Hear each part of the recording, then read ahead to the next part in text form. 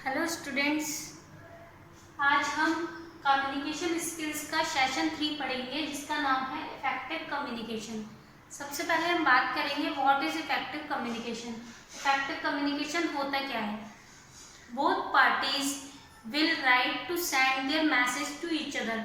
जब सेंडर और रिसीवर दोनों के पास ये अथॉरिटी हो या राइट हो कि वो अपना मैसेज एक दूसरे को या अपना कोई इंफॉर्मेशन है, कोई फाइल है, वो एक दूसरे को सेंड कर सके, तो ही वो इफेक्टिव कम्युनिकेशन कहलाएगा।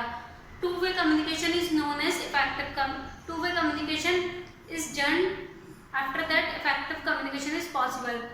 इन दिस क्लास, इस क्लास में सिर्फ मैं बोल रही हूँ लेकिन तुम लोग नहीं अपना कुछ बोल पा रहे हो, तो वो वन वे कम्युनिकेशन है, तो वो इफेक्टिव कम्युनिकेशन नहीं कहलाएगा। सपोज करो अगर अभी हमारी लाइव क्लास चल रही होती, उसमें मैं तुम्हें कुछ बता रही हूँ और तुम लोग मुझसे कुछ क्वेश्चन पूछ रहे हो, तो दोनों का टू वे कम्युनिकेशन होता है, तो ही वो इफेक्टिव कम्युनिकेशन कहलाता है। Next topic is principles of effective communication. There are basically 7 principles. सबसे पहले है क्लैरिटी। क्लैरिटी का मतलब ये है कि जो सेंडर या रिसीवर कोई मैसेज भेज रहा है वो एक दूसरे को अंडरस्टैंडेबल होना चाहिए, ठीक है। सेकंड है अटेंशन। अटेंशन का मतलब कि सपोज करो सेंडर कोई बात कह रहा है या कोई मैसेज भेज रहा है या कुछ बोल रहा है, कम्युनिकेट कर रहा है, तो रिसीवर अगर उसकी बात ध्यान से सुन रहा है अटेंटिवली, तो इफेक्टिव कम्युनिकेशन हो पाएगा। अगर नहीं सुन रहा है तो कम्युनिकेशन इफेक्टिव नहीं हो पाएगा। ऐसे ही रिसीवर के केस में अगर रिसीवर सेंडर की बात को अच्छे से सुन रहा है, सेंडर के केस में सेंडर रिसीवर की बात को अच्छे से सुन रहा है अटेंटिवली। थर्ड है कंसिस्टेंसी। कंसिस्टेंसी का मतलब ये है कि सेंडर या रिसीवर बोथ पार्टीज जब कोई बात कह रहे हैं तो उनकी बात कंसिस्टेंट होनी चाहिए। मतलब कंसिस्टेंट मतलब कि अगर उन्होंने कोई बात कही है तो वो बात कभी बाद में उस बात से हट ना जाए, प्रॉपर होनी चाहिए। After this adequacy. एडिक्वेसी का मतलब क्या है कि हमारी जो इंफॉर्मेशन है वो इनकम्प्लीट नहीं होनी चाहिए। इनकम्प्लीट अगर इंफॉर्मेशन है तो इफेक्टिव कम्युनिकेशन पॉसिबल नहीं है। नेक्स्ट है टाइमलीनेस। सेंडर ने कोई मैसेज भेजा, अगर कुछ टाइम के बाद रिसीवर ने वो पढ़ा है, जब तक टाइम निकल चुका है, जैसे आज के लिए कोई मैसेज भेजा है, कल पढ़ रहा है, तो फिर वो यूजलेस है वो communication. After that feedback. Feedback जैसे कि हमने प्रीवियस चैप्टर में भी पढ़ा था, अगर हम किसी को कोई बात कह रहे हैं, जब तक उसका कोई हमें फीडबैक नहीं मिलेगा, जैसे मैं तुम्हें पढ़ा रही हूँ, तुम लोग बोलोगे नहीं कि okay ma'am, yes ma'am, I understood, इस तरीके से मुझे फीडबैक नहीं दोगे तो मुझे कैसे पता चलेगा कि जो भी मैं तुम्हें कम्युनिकेट कर रही हूँ वो तुम लोगों के पास पहुँच रहा है या नहीं पहुँच रहा है। 7th है इकोनॉमी। इसका मतलब ये है कि जिस वे से हम कम्युनिकेशन कर रहे हैं, सपोज करो हम फेस टू फेस कर रहे हैं तो उसमें कोई कॉस्ट लगेगी नहीं, या फिर मैसेज के थ्रू कर रहे हैं तो हमें फ़ोन की ज़रूरत पड़ेगी, तो हमें इस तरीके से कम्युनिकेशन करना चाहिए कि हमारे कम से कम कॉस्ट कम्युनिकेशन में आए, तभी वो इफेक्टिव कम्युनिकेशन कहलाएगा। अब ये प्रिंसिपल्स का ही एक सब टॉपिक है 7 C's of effective communication. 7 C's का मतलब ये 7 C से शुरू होने वाले शब्द है जो इफेक्टिव कम्युनिकेशन के लिए काम आते हैं। इन्हीं से इफेक्टिव कम्युनिकेशन पॉसिबल है। अगर हम अपने मैसेज में ये 7 चीजें अप्लाई करेंगे तो हमारा कम्युनिकेशन क्या कहलाएगा, इफेक्टिव कहलाएगा। सबसे पहले कंट्रोल। सेंडर कोई बात कह रहा है या रिसीवर कोई बात कह रहा है तो वो अपनी बॉडी लैंग्वेज को, अपने टोन को कंट्रोल करके बोले, या कंट्रोल उसकी बॉडी लैंग्वेज है वो कंट्रोल में होनी चाहिए। ये नहीं है वो ज़्यादा हाथ पैर फेंक रहा है या अपनी बहुत ज़्यादा लाउड वॉइस में बोल रहा है। सेकेंड है कन्वर्सेशनल। कन्वर्सेशनल का मतलब ये है जैसे सेंडर और रिसीवर बात कर रहे हैं तो ऐसा नहीं होना चाहिए कि सेंडर ही अपनी बात कहे जा रहा है और रिसीवर की कोई बात नहीं सुन रहा है। कन्वर्सेशनल का मतलब है अगर सेंडर ने कोई बात कही है तो उसे रिसीवर को टाइम देना चाहिए कि वो भी अपनी बात रख सके। थर्ड है कॉन्फिडेंट। जब हम कोई बात एक दूसरे से कर रहे होते हैं, सपोज करो सेंडर पूरे ऑडियंस, जैसे मैं हूँ, अगर मैं तुम सबको कोई बात समझा रही हूँ, अगर मैं वो कॉन्फिडेंटली बोलूँगी तो तुम लोग उसे सही समझोगे कि मैम ठीक बता रही है। अगर मैं उसे विदाउट कॉन्फिडेंट ऐसे ही हिचकिचा के बोलूँगी तो तुम लोग खुद उस बात पे विश्वास नहीं करोगे। तो हम जब भी किसी से कम्युनिकेट करें विद कॉन्फिडेंट, मतलब हमारा जो बैक है वो स्ट्रेट होना चाहिए, बोलने का तरीका एकदम कॉन्फिडेंस दिखना चाहिए उसमें। फोर्थ है कॉम्पिटेंट। कॉम्पिटेंट का मतलब ये है कि सपोज करो हमने सेंडर ने रिसीवर को कोई बात कही है, तो रिसीवर सेंडर को ये पता होना चाहिए कि रिसीवर उस बात को समझ पा रहा है या नहीं। अगर वो उस बात को नहीं समझ पा रहा है तो उसे कुछ और तरीका अपनाना चाहिए, जैसे सपोज करो नॉन वर्बल तरीका अपनाए जिससे कि कम्युनिकेशन हो पाए। फिफ्थ वन है काम। काम मतलब शांति से। अगर कोई भी बातचीत हो रही है तो वो शांति से करनी चाहिए, ना कि हाइपर होके, एंगर होके, एंग्रीली कोई बात हमें एक दूसरे से नहीं करनी चाहिए। सिक्स्थ है क्लियर। जो भी हम मैसेज किसी को भेज रहे हैं या कोई बात कर रहे हैं तो वो क्लियर होनी चाहिए।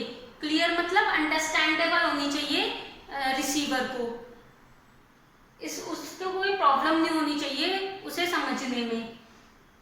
Seventh one is concise. Concise मतलब स्मॉल, छोटा, क्योंकि हम आज के टाइम में टाइम बहुत ज़्यादा इम्पोर्टेंट है, ठीक है। अगर हम अपनी बात को ज़्यादा लंबा बड़ा चढ़ा कर कहेंगे तो हमारी बात कोई सुनना ही पसंद नहीं करेगा। इसलिए हमें हमेशा कैसा कम्युनिकेट करना चाहिए, एक शॉर्ट फॉर्म में, टू द पॉइंट। ये तो हमारे 7 C's हो गए इफेक्टिव कम्युनिकेशन के। अब नेक्स्ट टॉपिक है हमारा बैरियर्स इन कम्युनिकेशन, मतलब कम्युनिकेशन में क्या क्या प्रॉब्लम्स आती हैं। सबसे पहले लिंगुअल फैक्टर। लिंगुअल फैक्टर का मतलब होता है लैंग्वेज फैक्टर।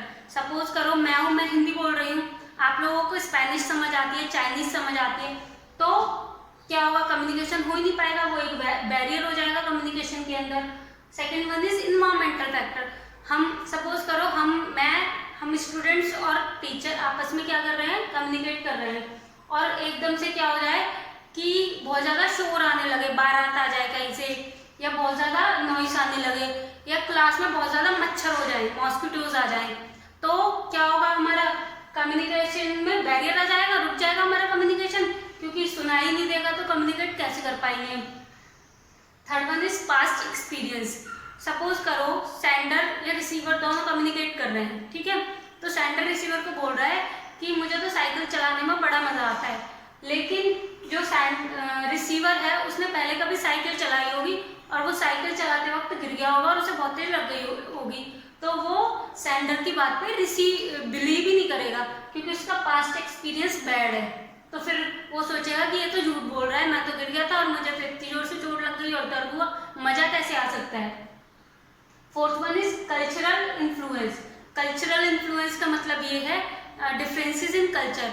जैसे अमेरिका में सर पे हाथ टच करना अच्छा होता है, कम्युनिकेट करने के लिए सर पर हाथ टच करते हैं, या किसी भी स्टूडेंट के सिर पे हाथ ऐसे टच करके बताते हैं, लेकिन हमारे एशिया में ये सही नहीं माना जाता, सर पे हाथ टच करना सही नहीं माना जाता है, तो ये कल्चरल डिफरेंस हो गया ना, ये भी कम्युनिकेशन में बैरियर है।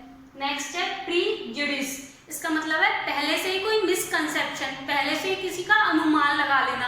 जैसे कि हम एग्जांपल ले लेते हैं, कोई भी दो टीचर है, एक टीचर को ज़्यादा गुस्सा आता है और एक बहुत फ्रेंडली नेचर का है, ठीक है।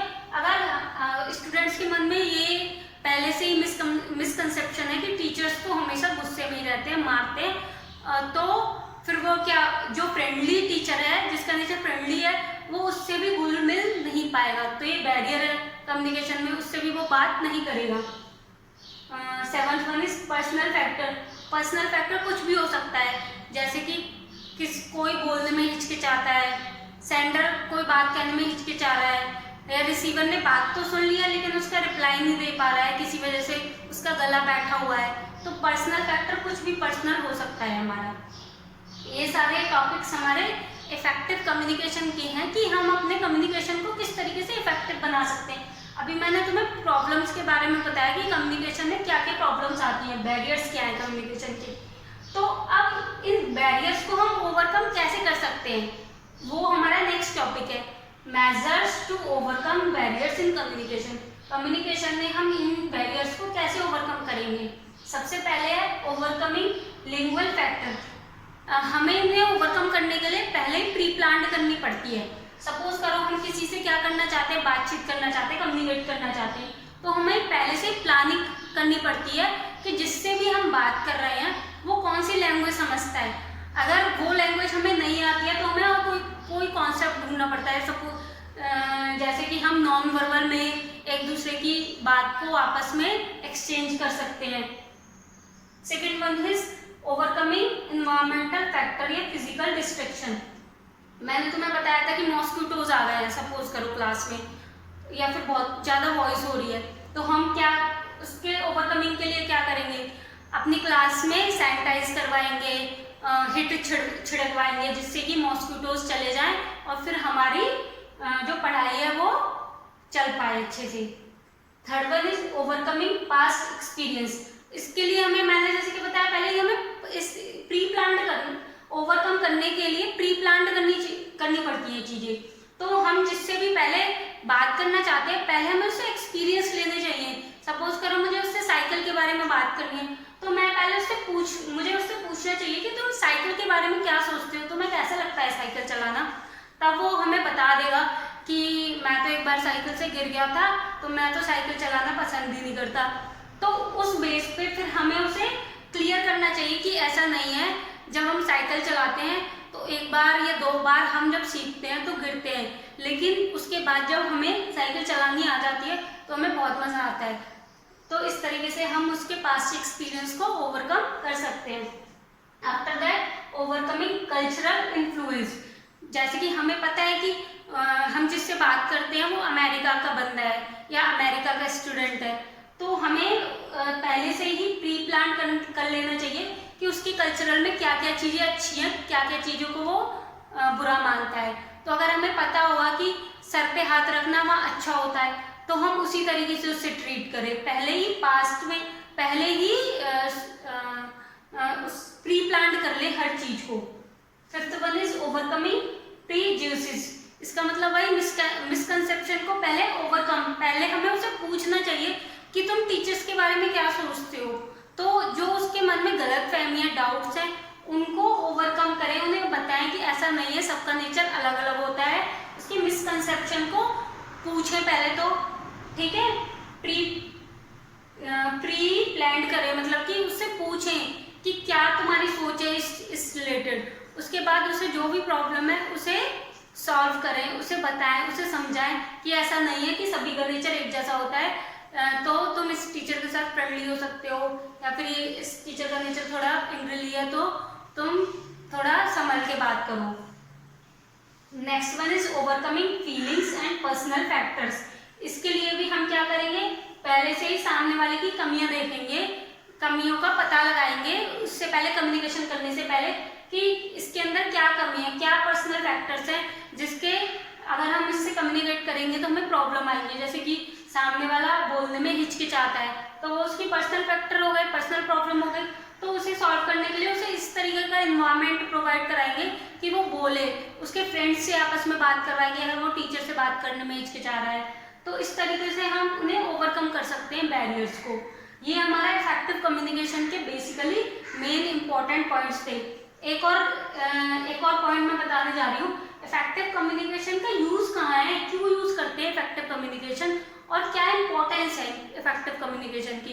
इफेक्टिव कम्युनिकेशन की इंपॉर्टेंस आज के टाइम में बहुत ज़्यादा है। 75% हमारा दिन कम्युनिकेशन में बीतता है, आपस में बातचीत करने में। तो अगर हमारी कम्युनिकेशन इफेक्टिव होगी तो हमें उससे कुछ ना कुछ अच्छा मिलेगा। जो बिजनेस होल्डर्स होते हैं या बिजनेस कर रहे होते हैं वो कम्युनिकेशन उनके लिए 70% के लगभग उनके लिए उनका काम कम्युनिकेशन पे डिपेंड होता है।